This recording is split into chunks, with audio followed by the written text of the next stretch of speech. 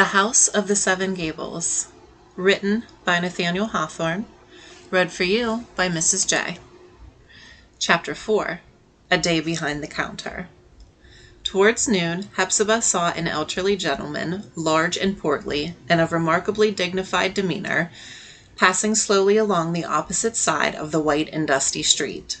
On coming within the shadow of the Pincian elm, he stopped, and, taking off his hat, meanwhile, to wipe the perspiration from his brow, seemed to scrutinize, with especial interest, the dilapidated and rusty-visaged house of the Seven Gables. He himself, in a very different style, was well worth looking at as the house. No better model need be sought, nor could have been found, of a very high order of respectability, which, by some indescribable magic, not merely expressed itself in his looks and gestures, but even governed the fashion of his garments and rendered them all proper and essential to the man.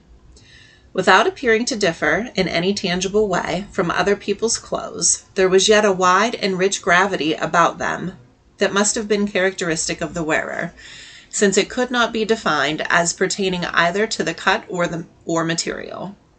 His gold-headed cane, too, a serviceable staff of dark polished wood, had similar traits, and, had it chosen to take a walk by itself, would have been recognized anywhere as a tolerably adequate representative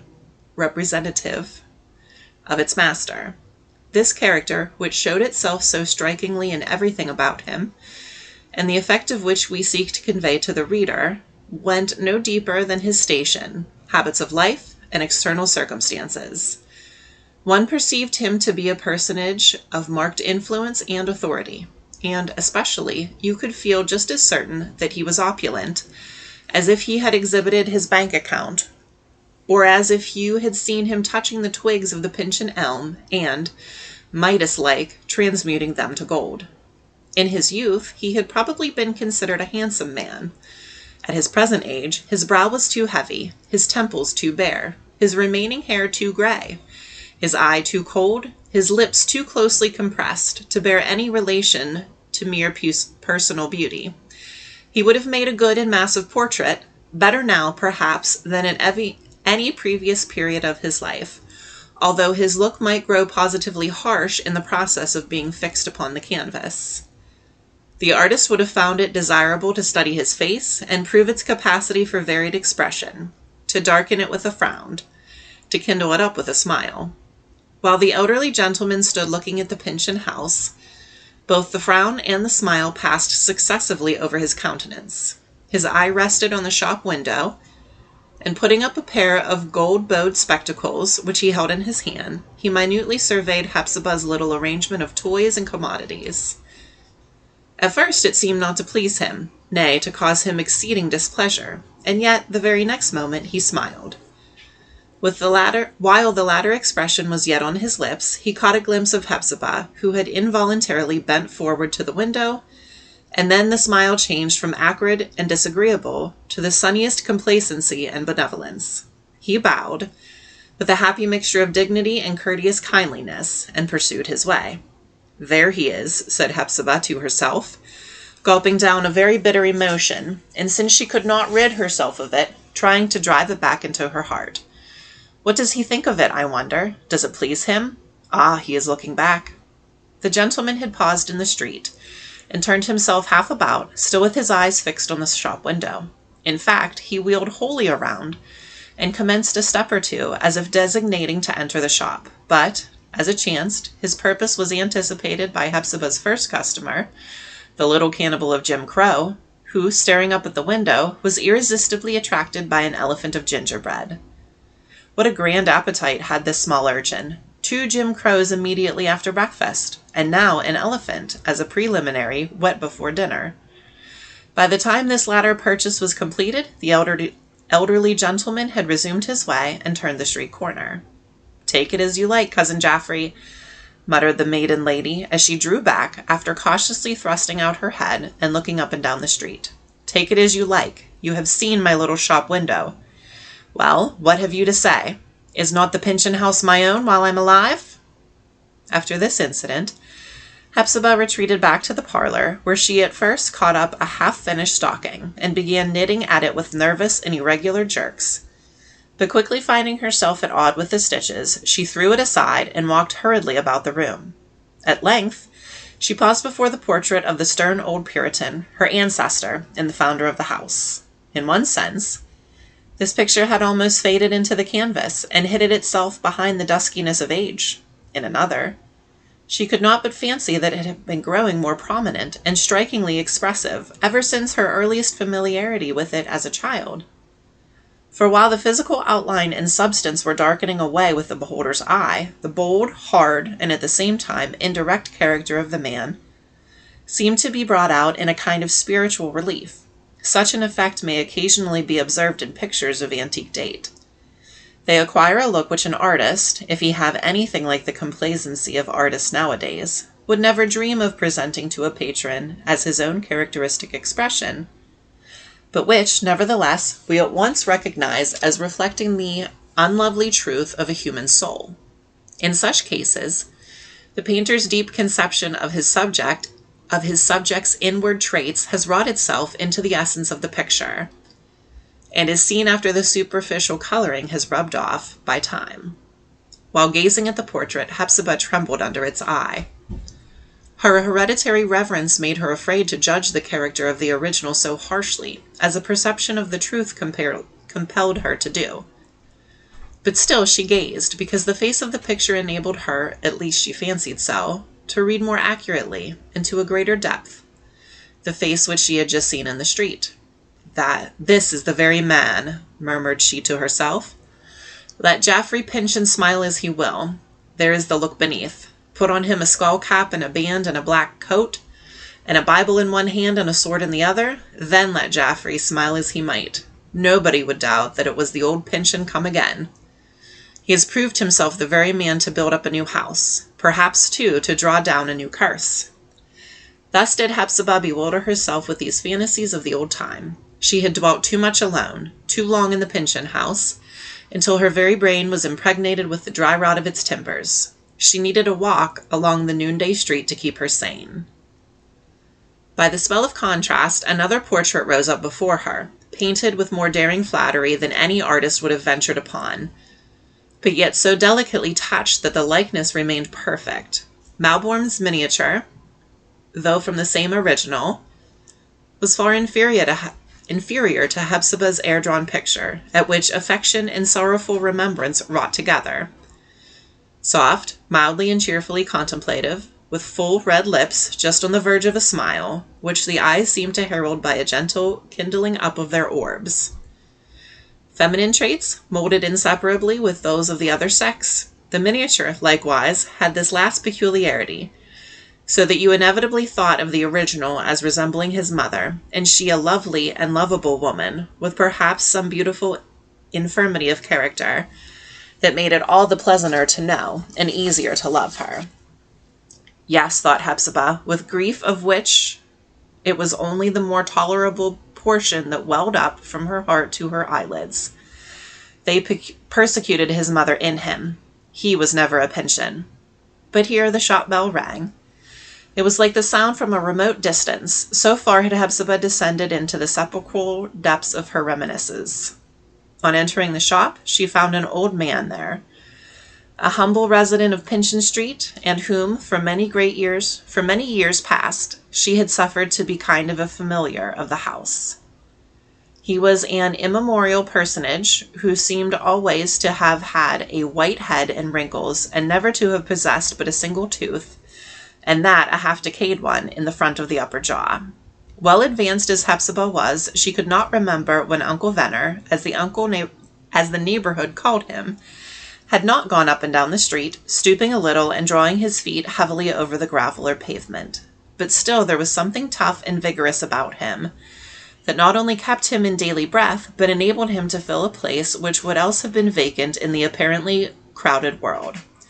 To go of errands with his slow and shuffling gait, which made you doubt how he ever was to arrive anywhere, to saw a small household's foot or two of firewood, or knock to pieces of an old barrel, or split up a pine board for kindling stuff. In summer, to dig the few yards of garden ground appertaining to a low-rented tenement and share the produce of his labor at the halves. In winter, to shovel away the snow from a sidewalk, or open paths to the woodshed, or along the clothesline. Such were some of the essential offices which Uncle Venner performed among at least a score of families. Within that circle he claimed the same sort of privilege, and probably felt as much warmth of interest as a clergyman does in the range of his parishioners. Not that he had laid claim to the tithe pig, but, as an analogous mode of reverence, he went his rounds every morning to gather up the crumbs of the table and overflowing of the dinner pot as food for a pig of his own. In his younger days, for after all there was a dim tradition that he had been, not young, but younger, Uncle Venner was commonly regarded as rather deficient than otherwise in his wits. In truth, he had virtually pleaded guilty to the charge, by scarcely aiming at such success as other men seek, by taking only that humble and modest part in the intercourse of life, which belongs to the alleged deficiency.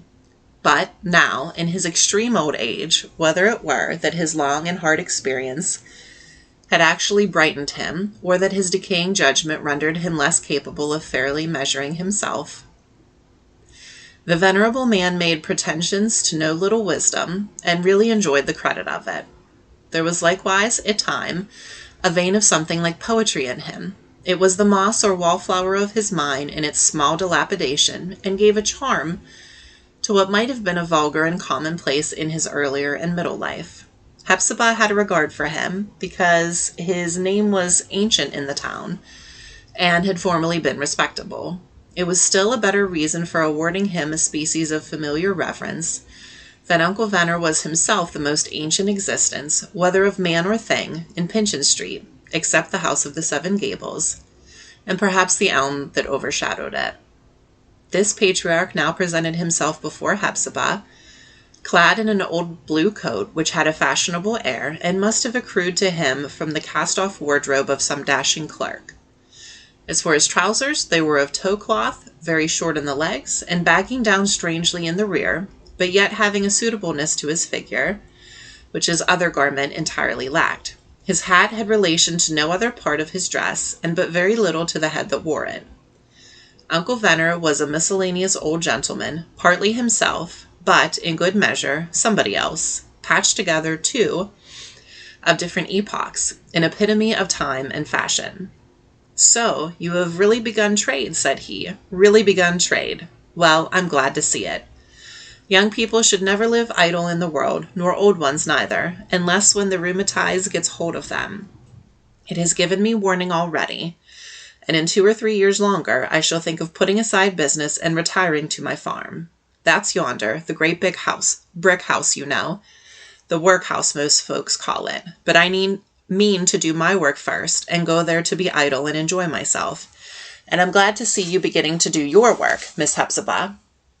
"Thank you, Uncle Venner," said Hepzibah, smiling, for she always felt kindly toward the simple and talkative old man.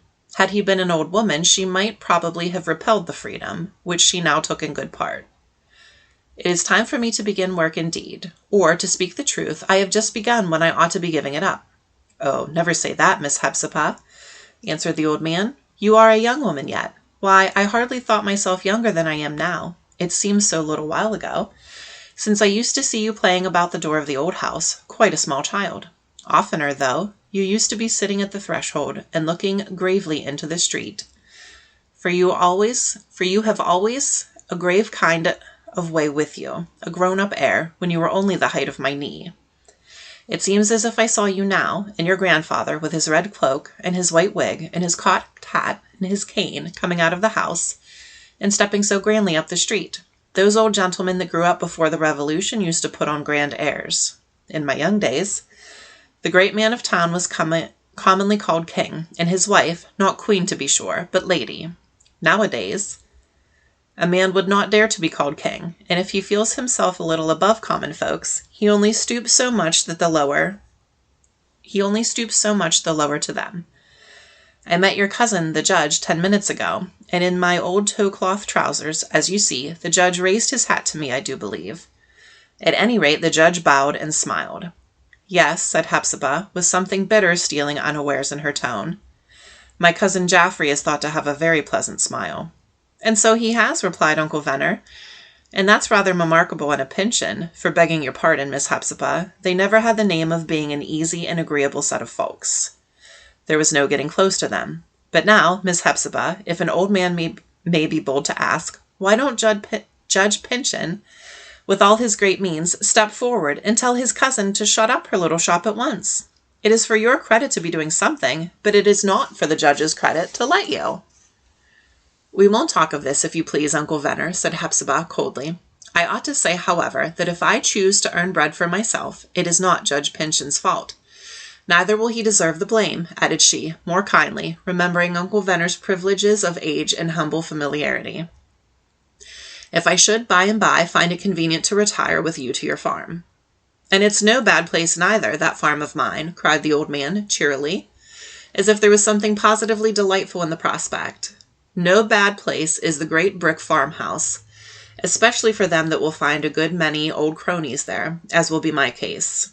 I quite long to be among them sometimes, of the winter evenings, for it is but dull business for a lonesome elderly man like me to be nodding by the hour together, with no company but his airtight stove. Summer or winter, there's a great deal to be said in favor of my farm.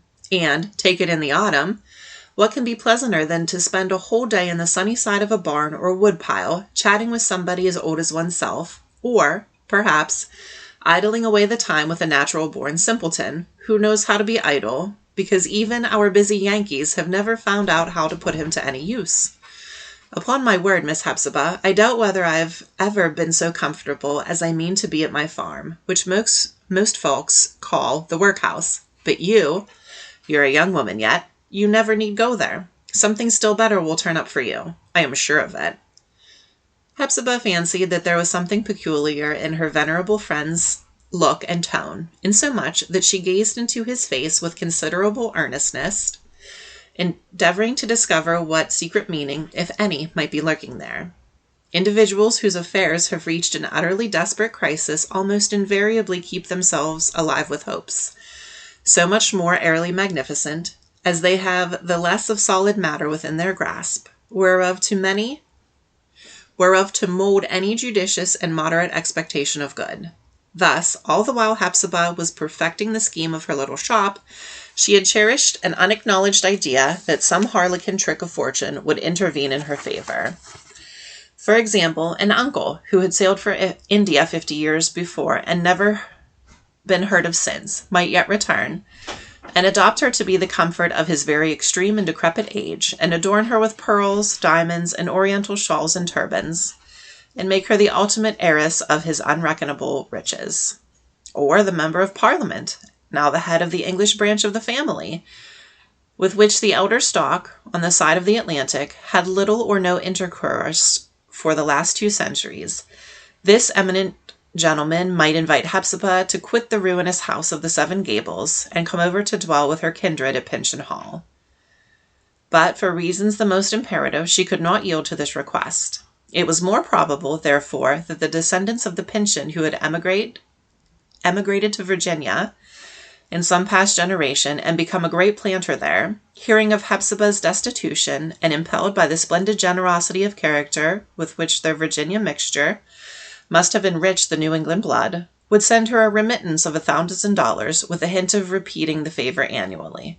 Or, and surely anything so undeniable just could not be beyond the limits of reasonable anticipation, the great claim of the heritage of Waldo County might finally be decided in favor of the Pynchons, so that, instead of keeping a cent shop, Hepzibah would build a palace, and look down from its highest tower on hill, dale, forest, field, and town, as her share of the ancestral territory. These were some of the fancies which she had long dreamed about, and, aided by these, Uncle Venner's casual attempt to add encouragement, kindled a strange festal glory on the poor, bare, melancholy chambers of her brain, as if the inner world were suddenly lighted up with gas. But either he knew nothing of her castles in the air, as how should he, or else her earnest scowl disturbed his recollection, as it might a more courageous man's. Instead of pursuing any weightier topic, Uncle Venner was pleased to favor Hepzibah with some sage counsel in her shopkeeping capacity. Give no credit. These were some of the golden maxims. Never take paper money. Look well to your change. Ring the silver on the 4-pound weight. Shove back all English halfpence and base copper tokens, such as are very plenty about the town. At your leisure hours, knit children's woolen socks and mittens. Brew your own yeast and make your own ginger beer. And while Hepzibah was doing her utmost to digest the hard little pellets of this already uttered wisdom, he gave vent to his final, and what he declared to be his all-important advice as follows. Put on a bright face for your customers, and smile pleasantly as you hand them what they ask for. A stale article, if you dip in a good, warm, sunny smile, will go off better than a fresh one that you've scowled upon. To this last apothegm, poor Hepzibah responded with a sigh so deep and heavy that it almost rustled Uncle Venner quite away, like a withered leaf as he was before an autumnal gale. Recovering himself, however, he bent forward, and with a good deal of feeling in his ancient visage, beckoned her nearer to him. "When do you expect him home?" whispered he. "Whom do you mean?" asked Hepzibah, turning pale. "Ah, you don't love to talk about it," said Uncle Venner. Well, we'll say no more, though there's word of it all over town. I remember him, Miss Hepzibah, before he could run alone." During the remainder of the day, poor Hepzibah acquitted her efforts even less creditably as a shopkeeper than in her earlier efforts. She appeared to be walking in a dream, or more truthfully, the vivid life and reality assumed by her emotions made all outward occurrences unsubstantial, like the teasing phantasms of a half-conscious slumber. She still responded mechanically to the frequent summons of the shop bell, and at the demand of her customers went prying with vague eyes about the shop, proffering them one article after another, and thrusting aside, perversely as most of them supposed, the identical thing they asked for. There is sad confusion, indeed, when the spirit thus flits away in the past, or in the more awful future, or in any manner steps across the spaceless boundary betwixt its own region and the actual world, where the body remains to guide itself, as best it may, with little more than the mechanism of animal life. It is like death, without death's quiet privilege, its freedom from mortal care. Worst of all, when the actual duties are comprised in such petty details as now vexed the brooding soul of the old gentlewoman. As the animosity of fate would have it, there was a great influx of custom in the course of the afternoon. Hepzibah blundered to and fro about her small place of business, committing the most unheard of errors, now stringing up 12 and now 7 tallow candles instead of 10 to the pound, selling ginger for Scotch snuff, pins for needles, and needles for pins, misreckoning her change, sometimes to the public detriment, and much oftener to her own. And thus she went on, doing her utmost to bring chaos back again, until, at the close of the day's labor, to her inexplicable astonishment, she found the money drawer almost destitute of coin. After all her painful traffic, the whole proceeds were perhaps 6 coppers, and a questionable 9-piece which ultimately proved to be copper likewise. At this price, or at whatever price, she rejoined that day had reached its end. Never before had she such a sense of the intolerable length of time that creeps between dawn and sunset, and of the miserable irksomeness of having aught to do, and of the better wisdom that it would be to lie down at once in sullen resignation, and let life and its toils and vexations trample over one's prostrate body as they may. Hepzibah's final operation with the little devourer of Jim Crow and the elephant, who now proposed to eat a camel. In her bewilderment, she offered him first a wooden dragoon, and next a handful of marbles, neither of which being adapted to his else omnivorous appetite. She hastily held out her whole remaining stock of natural history and gingerbread, and huddled the small customer out of the shop. She then muffled the bell in an unfinished stocking, and put the oaken bar across the door. During the latter process, an omnibus came to a standstill under the branches of the elm tree. Hepzibah's heart was in her mouth. Remote and dusky, with no sunshine on all the intervening space, was that region of the past whence her only guest might be expected to arrive. Was she to meet him now? Somebody, at all events, was passing from the farthest interior of the omnibus toward its entrance. A gentleman alighted, but it was only to offer his hand to a young girl, whose slender figure, nowise needing such assistance, now lightly descended the steps and made an airy little jump from the final one to the sidewalk. She rewarded her cavalier with a smile, the cheery glow of which was seen reflected in her own face as he re-entered the vehicle. The girl then turned toward the house of the Seven Gables, to the door of which, meanwhile, not the shop door, but the antique portal, the omnibus man had carried a light trunk and a bandbox. First giving a sharp rap of the old iron knocker, he left his passenger and her luggage at the doorstep and departed. Who can it be, thought Hepzibah, who had been screwing her visual organs into the acutest focus of which they were capable. The girl must have mistaken the house. She stole softly into the hallway, and, herself invisible, gazed through the dusty side-lights of the portal at the young, blooming, and very cheerful face, which presented itself for admittance into the gloomy old mansion. It was a face to which almost any door would have opened on its own accord. The young girl, so fresh, so unconventional, and yet so orderly and obedient to common rules, as you at once recognized her to be, was widely in contrast at that moment with everything about her.